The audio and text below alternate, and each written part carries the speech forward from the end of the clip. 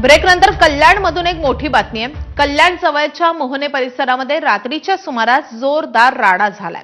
फटाक्यांच्या स्टॉलवरून दोन गटांमध्ये वाद झाल्याची प्राथमिक माहिती आहे। विशेष म्हणजे पोलीस समोर असतानाच हा राडा झालाय। या राड्यानंतर काही काळ परिसरामध्ये तणावाचं वातावरण होतं।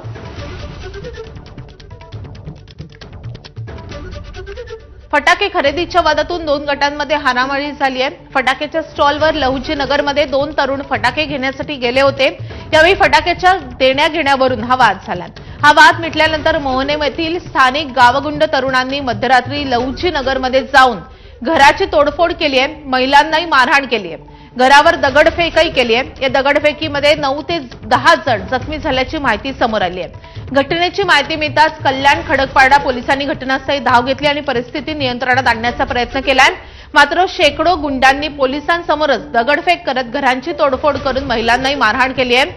संध्या साठे या तरुणीनं या गावगुंडांचा सामना केल्याचे यावेळी समोर आलंय। या संदर्भात अधिक माहिती देण्यासाठी आपले प्रतिनिधी सुरेश काटे आपल्या सोबत आहेत। सुरेश, नेमकं काय घडलं होतं? कशावरून एवढा मोठा राडा झालाय?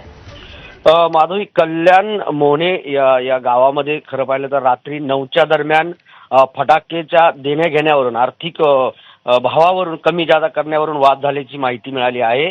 आणि तो वाद आपसात मिटल्यानंतर रात्री 12च्या नंतर स्थानिक गावगुंडांनी जवळपास शेकडो गावगुंड जे आहेत ते हातामध्ये दगड आणि लाठ्या काठ्या घेऊन त्या लहुजी नगरमध्ये घुसले आणि त्या ठिकाणी त्या वस्तीवरती मोठ्या प्रमाणात दगडफेक केलेली आहे। घरांची तोडफोड केली, महिलांना मारहाण देखील केलेली आहे।